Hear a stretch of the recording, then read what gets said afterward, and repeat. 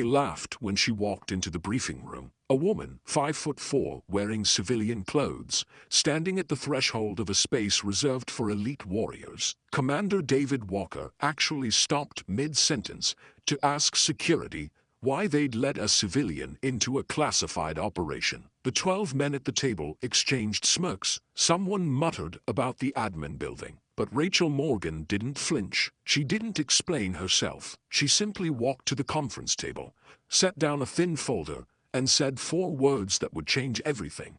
"Your map is wrong." The laughter grew louder. Another woman trying to prove something in a man's world. Another consultant who'd never seen real combat telling operators how to do their jobs. They'd seen it before. They knew how this would end. With her embarrassed, with them vindicated, with the natural order restored. Except Rachel Morgan wasn't another anything. And that map really was wrong. Wind calculations are off by 0.3 meters per second at that elevation, she said, her voice quiet but precise. Fatal error at 1,200 meters. Commander Walker, 6'2" of muscle and decorated combat experience, burst out laughing. Now she's a ballistics expert, too. But Master Sergeant James Wilson, the man they called Numbers because he could calculate anything, stopped laughing. He looked at the map, his eyes narrowed, his lips pressed into a thin line, and when he ran the calculations on his tablet, his face went pale. "She's right," he said quietly. "Our entire firing solution is compromised." The room went silent, not the comfortable silence of men in control, but the uncomfortable silence of people realizing they've made a terrible mistake. Because Rachel Morgan hadn't just corrected their math, she'd saved their lives. The operation they were planning, a hostage rescue against a domestic terrorist named Victor Drayton, would have failed catastrophically. The sniper shot would have missed. The team would have been exposed. Good men would have died, all because they'd trusted their own calculations and dismissed the quiet woman in civilian clothes. But who was she? That was the question nobody could answer. Her security clearance checked out. Top secret with special compartmented information access, the kind of clearance only senior intelligence officers and classified program managers held. But when they tried to access her actual file, they hit a wall. Tier 1 clearance required, above their pay grade, above almost everyone's pay grade. So they had a mystery, a woman with the highest security clearance imaginable. No uniform, no visible credentials, and ballistic knowledge that rivaled their best specialists. Colonel Grant made a command decision. She stays until we verify her credentials. Major Samantha Wright, the only other woman in the room, a battle-hardened intelligence officer who'd fought for 15 years to earn her place, protested immediately. "Sir, this is a security breach. We're discussing classified operations." But Grant was firm. "She just flagged the most critical error in our planning. I'm not ignoring that." Commander Walker decided to test her. If she was so smart about ballistics, let her prove it. "You can come to the range," he said, challenge clear in his voice. "Show us these skills aren't just theory." He expected her to back down, to admit she was out of her depth. Instead, Rachel stood, movements unhurried. "The range sounds appropriate. I should familiarize myself with local conditions." What happened next would become legend. At the shooting range, Rachel selected an M4 rifle. What she did with it occurred in silence so profound that conversations died mid-word. Field strip, 14 seconds. Every component laid out in perfect order. Not a single glance down. Hands moving with mechanical precision that bypassed conscious thought. The current team record was 16 seconds. Wilson pulled out his phone, activated the stopwatch. 14 seconds flat. Walker forced a laugh. "Party trick. Shooting's different." Rachel reassembled the weapon, chambered a round, checked the safety. "Permission to fire, Master Sergeant." The formal request, the proper military courtesy, the tone of voice. Something clicked in the range master's expression. He'd heard that before, from operators, real operators. "Granted, lane 4, 5 rounds at 500 meters. Standing position." The shots came in perfect rhythm. 4 seconds between rounds, no scope adjustment, no stance correction. When the range master checked the target through binoculars, his hands actually trembled. 5 rounds, 5-inch group, dead center mass. Someone whispered, "That's competitive level shooting." Lieutenant Torres, watching from the tower, said what everyone was thinking. "That's not competitive level, that's operational level." But Walker wasn't done. He brought out the Barrett M82, 50 caliber, 30 pounds of weapon, brutal recoil, designed for extreme range engagement. "Let's see how you handle this." Rachel accepted the massive rifle. Her stance shifted automatically. Load-bearing position, body aligned to absorb recoil, no hesitation, no uncertainty, target 1,000 meters. Half of Walker's team hadn't made a first-round hit at that distance. The range fell silent. Rachel settled behind the rifle, breathing slowing. 30 seconds passed. A minute. She was calculating everything. Wind, elevation, temperature, humidity, Coriolis effect, spin drift, without speaking. Without using any tools, she made her adjustments based purely on observation and knowledge. The shot thundered across the desert. The rangemaster stared through his binoculars for 3 full seconds. Then he lowered them, looking at Rachel with something approaching disbelief. Perfect center, dead center. First round, silence. Someone coughed. Martinez started to raise his phone, then thought better of it. Colonel Grant's voice crackled over the radio from the observation tower. "Stone, verify that." "Verified, sir." "First round hit at 1,000 meters. Perfect center mass." Another pause. "Who is that shooter?" "The civilian consultant, sir." "Morgan." Rachel cleared the weapon with meticulous care. Her expression hadn't changed throughout. No pride, no satisfaction, no need for validation. Just competence displayed without commentary. Walker stared at the weapon, at the target, at Rachel. "That's, how did you?" "Basic ballistics." "Basic ballistics," Rachel said quietly, handing him the cleared rifle. "Math doesn't change based on range." Wilson shook his head. "No, that's expert level calculation. Most snipers need a calculator and 3 minutes to work that solution. You did it in 90 seconds, in your head." First time touching that rifle in this environment. Master Sergeant Williams, a retired SEAL running advanced training, approached Rachel, studying her carefully. "What unit did you say you were with?" "I didn't," Rachel replied. "Right." Williams crossed his arms, SEAL trident tattoo visible below his rolled sleeves. "But you were with someone. That's not civilian shooting. That's operational level performance." The group walked back toward the main compound. The easy mockery from earlier evaporated. Rachel walked slightly apart, neither leading nor following, simply present. They entered the Tactical Operations Center, where Colonel Grant waited. Morgan, a word. The others hesitated. Grant made the decision for them. Everyone else, "I need the room." They left, confused and increasingly concerned. Grant studied Rachel. "Lieutenant Torres is running your full background check right now. But I'm going to ask you directly. Who are you? What did the database show?" Rachel asked. "That's what concerns me. It shows you have clearance, top secret psi. But when we tried to access your actual file, we got blocked. Tier 1 clearance required." Grant moved closer. "Do you know what that means? We have maybe a dozen people on this entire base with that clearance level." Before Rachel could answer, alarms shrieked, red lights flashed. "Incoming! Incoming!" The first mortar round hit 200 meters outside the perimeter. They were under attack, and what Rachel did next would reveal everything. "Defensive positions Alpha through Delta," Rachel said, her voice completely transformed.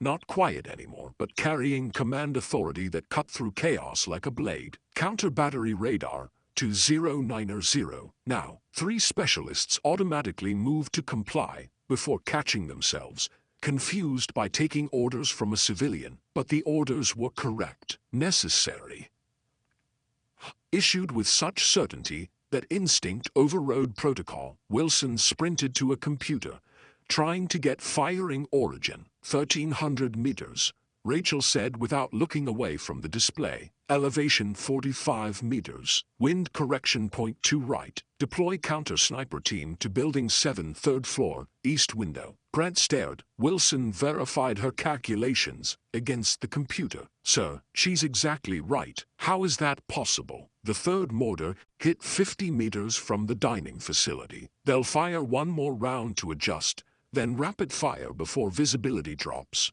Rachel said, eyes tracking weather data. Evacuate DFAC. You have 30 seconds. Brant hesitated one beat, then he keyed the radio. All personnel evacuate DFAC immediately. This is not a drill. People ran. 20 seconds, 25, 30. The fourth mortar round screamed in. Direct hit on the DFAC. The roof collapsed, but the building was empty. 0 casualties. Because Rachel had known, had calculated, had saved lives through knowledge and decisiveness. The entire operations center turned to stare at her. Lieutenant Torres entered, carrying a tablet, looking shaken. Colonel, you need to see this. Brant took the tablet. His eyes widened. He scrolled, then scrolled back up as if he didn't trust what he'd seen. The color drained from his face. What is it? Wilson asked. Brant turned the tablet around. The screen displayed a series of images. First, a redacted photograph. Middle Eastern mountain terrain, 2 years ago. Second, sniper position, elevated overlook. Third, target in crosshairs. Victor Drayton, hands raised in surrender. Photograph of a young girl clutched in one hand. Fourth, same scene, different angle. Drayton on his knees, being taken into custody, alive. Text scrolled beneath. Operation Sandstorm. August 12, 2023. HVT captured alive. Intel obtained. Prevented coordinated attacks. Estimated 200 lives saved. Wilson read aloud, voice dropping to a whisper. Operation Sandstorm. I studied that in advanced tactics. The sniper who made that shot was legendary. Perfect positioning. 1,000-meter plus range. Took the capture shot instead of the kill shot under direct fire. The sniper's identity was classified. Nobody knew who. The database continued loading. Next entry, operator call sign Ghost. Walker went completely still. Ghost. The Ghost. More data appeared. Confirmed neutralizations 89. Longest shot 2,447 meters. Silver Star, Bronze Star with Valor, Purple Heart. 3. The room went absolutely silent. Everyone stared at the screen, then at Rachel, trying to reconcile the small, quiet woman in civilian clothes with the legendary operator whose exploits had become case studies, whose call sign was whispered with reverence. Williams stepped forward, came to attention, saluted. Chief, permission to say it's an honor. Rachel returned the salute with equal precision. Permission granted, and it's just Rachel, Sergeant. I'm not active anymore. The hell you're not, Williams said. You just ran this entire counter-battery operation like you never left. Walker still hadn't moved. I called you sweetheart. I told you SEAL snipers weren't. He actually sat down, put his head in his hands. I'm the biggest idiot in the entire military. Wright stood rigid, professional composure cracking. I told you that you were undermining female credibility. I accused you of being a security risk. Her voice dropped. You're everything I claimed to be fighting for, and I couldn't see it. The final image loaded. Rachel in full tactical gear, face paint, rifle, surrounded by her team. SEAL Trident visible. Red Squadron patch. Morgan, Rachel, rank Chief Petty Officer, retired. SEAL Team 3, Red Squadron. General Harmon set the tablet down carefully. Chief Morgan, I think we need to have a very different conversation. Rachel nodded. Yes, sir. But first, we should discuss the operation against Drayton. Why? Brent asked. You're retired. I do. Rachel interrupted quietly. Because Victor Drayton is the man in those photos. The one I captured 2 years ago. The one I gave mercy to. Because he surrendered. Because he showed me his daughter's picture. She paused, real emotion showing for the first time. He escaped prison 3 weeks ago. Since then, he's killed 17 civilians, including a family in the village that helped us. The mercy I showed him was right at the time, but he betrayed that mercy, and if you're going to capture him again,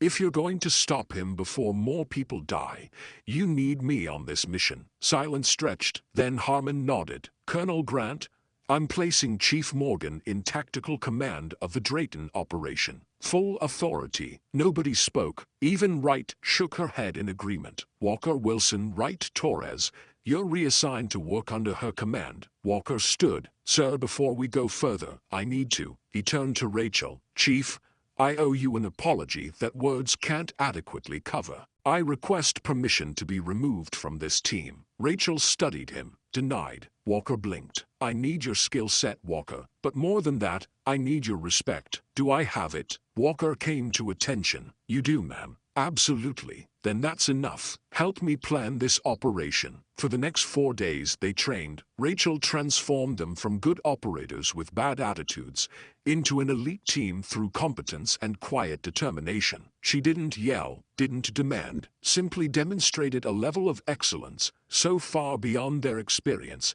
that they had no choice but to learn or be left behind. When Walker questioned a tactical decision, she explained the reasoning with such clarity that he understood not just what to do, but why. When Wilson struggled with a calculation, she showed him the enhanced formulas she used that accounted for variables he'd never considered. Even Wright, who'd been defensive and territorial, found herself learning. You're cross-referencing 3 different intelligence streams simultaneously, Wright said, amazed. Single-source intelligence is how people die, Rachel replied. Every piece of information has bias and limitations. By cross-referencing and applying statistical confidence weighting, we get closer to operational truth. On the range, she taught Walker a technique that left him speechless. You want me to adjust my breathing pattern to match the target's movement rhythm? It creates natural shooting windows, Rachel explained. Most snipers time shots based on their own respiratory cycle, but if you synchronize with your target's movement pattern, you can predict exactly when they'll pause. The operation against Drayton was flawless. Every prediction Rachel made proved accurate. The decoy compound was exactly that, a decoy. Drayton's real location was 3 kilometers away, exactly where Rachel said it would be. They inserted at 0200, established Overwatch by 0400, initiated the operation at 0430, 0 casualties, objective secured, mission success in under 4 hours. But the most important moment came when Rachel had Drayton in her crosshairs again. Through the scope she could see him running, terrified, knowing Ghost was out there somewhere. He stumbled, dropped his weapon, slowly raised his hands. Ghost, he called out. I know you're there. I surrender. Please, like before. Rachel's crosshairs remained steady. One squeeze. Justice for 17 civilians. Accountability for betrayed mercy. Through her earpiece, her team waited. This was her call, her moment. Do you remember your daughter? Rachel called out. Drayton's hands trembled. Yes, yes, of course. Then you remember that I gave you mercy when I could have given you death. I gave you a chance. Her voice remained calm, and you threw that away. 17 people dead. I should kill you now. It would be justice. Then do it, Drayton said. I deserve it. You do deserve it. Rachel agreed. But that's not my decision to make. I gave you mercy once, because I believed in the possibility of change. You proved that belief wrong, but I won't prove myself wrong by abandoning principle when it becomes difficult. She keyed her radio. All elements. Target is surrendering. I'm holding Overwatch. Assault team, move to secure. Later in the debriefing, General Harmon stood. SOCOM has reviewed this operation and Chief Morgan's performance. They're formally requesting your permanent reinstatement to active duty, full rank restoration, choice of assignment. The room erupted in applause. Rachel remained standing, thoughtful. Thank you, sir. I'll need to consider it carefully. But she already knew her answer, because in 4 days, she'd found something she thought she'd lost forever. Not just purpose in the mission, but purpose in the example she'd set. For Walker, whose son would know his father served with honor alongside the legendary Ghost. For Wright, who would never again question whether women belonged in special operations. For Torres, whose sister would graduate knowing the path ahead, though difficult, had been walked before. And for every woman who'd ever been told she didn't belong, who'd ever been laughed at when she walked into a room, who'd ever had to prove herself twice as much for half the recognition. Rachel had shown them something more important than shooting skills or tactical knowledge. She'd shown them that competence speaks louder than credentials, that respect earned through excellence is more powerful than respect demanded through rank, that the best response to doubt is simply being undeniably good at what you do. 3 days later, Rachel accepted the reinstatement. With one condition, she said. I want Walker, Wright, Wilson, and Torres permanently assigned to my team. Harmon smiled. Already done. They refused all other assignments until they knew your decision. As Rachel left Harmon's office, she found her team waiting. Not just a team anymore. Her team. Wheels up tomorrow, she told them. Eastern Europe. Pack your winter gear. Torres grinned. Ghost rides again. With the best damn team in the Corps, Williams added. They fell into step beside her, already discussing the equipment and tactics with the easy camaraderie of operators who'd faced death together. Rachel listened, feeling certainty she hadn't experienced in 2 years. This was where she belonged, not because she was Ghost the Legend, but because she was Rachel Morgan, the operator who'd learned that Drew's strength came not from skill alone, but from the principles that guided its application. Here's what this story really teaches us. Competence doesn't require advertisement. Real capability doesn't need permission. And the most powerful thing you can do when people underestimate you isn't to argue or explain.